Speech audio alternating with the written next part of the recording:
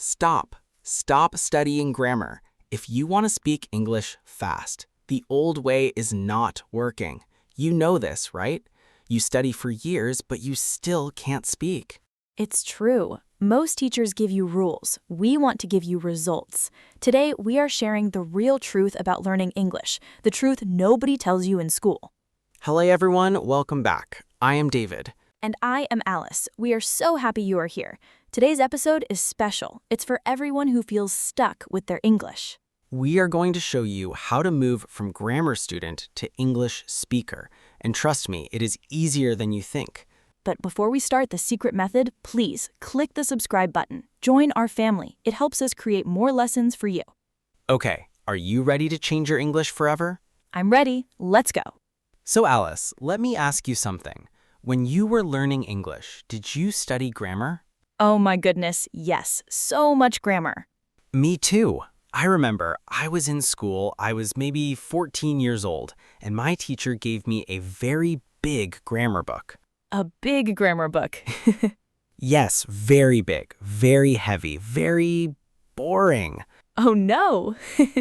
Yes, very big, very heavy, very boring. Oh no. And I studied that book every day, every single day for 2 years. 2 years? That is a long time, David. Yes, it is. And you know what happened after 2 years? What happened? I could not speak English, not even one sentence. Really? Really, I could write grammar exercises, I could pass grammar tests, but speak? No, nothing. Oh, David, that is so sad. It is, but it is also very funny now because I finally understand why. And that is what we are going to talk about today. Exactly, the truth that nobody tells you. Okay, so David, let's start from the beginning. What is the big secret? The big secret is this: grammar is not how you learn to speak English. Say that again, slowly. Grammar is not how you learn to speak English. Wow, that is strong. But David, many people think grammar is the most important thing. I know, and grammar is important, yes, but it is not where you start. Okay, so where do you start? You start by listening, and then speaking, and then reading, and grammar comes last. Last? Last, or at least much later. That is interesting, but why? Why is grammar not first? Great question. Think about this. How did you learn your first language, your mother language? I just listened. My parents talked, I listened, and I copied. Exactly. Did your mother give you a grammar book when you were 2 years old? No, of course not. No, she said apple, say apple, and you said appa. Something like that, yes. And then slowly, you started to understand more and speak more without one grammar lesson. That is a really good point, David. We all learned our first language without grammar books. Yes, and English is the same. It is a language, not a math problem. Ooh, I like that. Say it again. English is a language, not a math problem. Yes, English is a language, not a math problem. Now, let me tell you something that surprised me very much. What is it? There is a man. His name is Krashen, Stephen Krashen. He is a language expert. He studied how people learn languages for many, many years. Okay. And he found something amazing. He found that people learn language best when they understand what they hear or read, even if they do not understand every single word. Oh, interesting. So you don't need to understand everything? No, you need to understand maybe 70%, maybe 80%, not 100%. So if I watch an English movie and I understand 70%, that is good? That is very good. Your brain is learning even when you don't know it. Wow, so watching English movies is actually studying? Yes, it is. Oh my goodness, I have been studying for years and I didn't know it. Exactly. This is the truth nobody tells you. Okay, so we watch English movies, we listen to English, and our English gets better. Yes, but, and this is important, you need to do it every day. Every day. Every day, even for 15 minutes, even for 10 minutes. Every day is better than 2 hours one day than nothing for 1 week? 100%. Every day is the key. Okay, so let me understand. What is the real method, step by step? Good. Okay, step 1. Listen. Listen. Listen to English every day. Podcasts, YouTube videos, movies, songs, anything in English, even if you do not understand everything. Okay, I like that. Step 2. Copy. Copy. Yes, when you hear something, a word, a phrase, a sentence, say it out loud. Copy the sound, copy the rhythm, copy the way the person says it. Like an actor copying another actor. Exactly like an actor. This is actually called, and this is a beautiful word, shadowing. So you listen to a sentence and then you say it exactly the same way. Even if I don't understand the grammar? Even if you don't understand the grammar, because your mouth is learning and your ear is learning at the same time. Okay, and step 3? Step 3, speak. Speak. Speak English as much as possible with real people, with friends, with yourself. Yes, talking to yourself is okay. Talking to yourself is okay? Yes, I do it all the time. I walk in the park and I talk in English. David, people think you're crazy.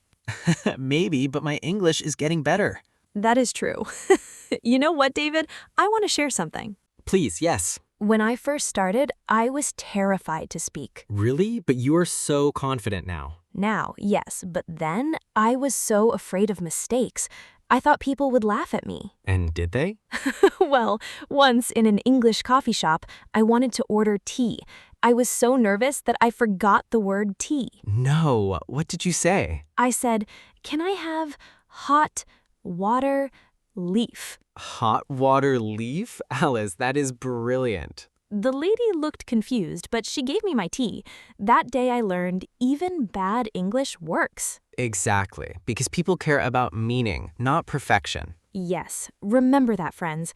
Communication is more important than perfection. This is so important. Let's talk more about this. Mistakes. The scary thing. The scary thing, but why are mistakes scary? Because we don't want to look stupid, don't we? Yes, but think about this. When a baby learns to walk, The baby falls down. the baby falls down many times, right? Yes, many times. Does the baby stop and say, no, I cannot walk. It is too hard. I made a mistake. No, the baby gets up and tries again. Exactly. The baby does not care about mistakes. The baby just keeps trying. We need to be like babies. That is funny, but true. Every mistake is a lesson. Every mistake makes you better, not worse. I think many learners, they know this, but they still feel afraid. Yes, so here is something practical, something you can do today. Oh, I like practical tips. Find someone to talk to in English. It can be a friend, it can be someone online, it can be yourself in the mirror. Every morning, look in the mirror and say 5 sentences in English about your day, about anything. 5 sentences. That is not too many. 5 sentences. Today is Monday. The weather is cold. I want to drink coffee.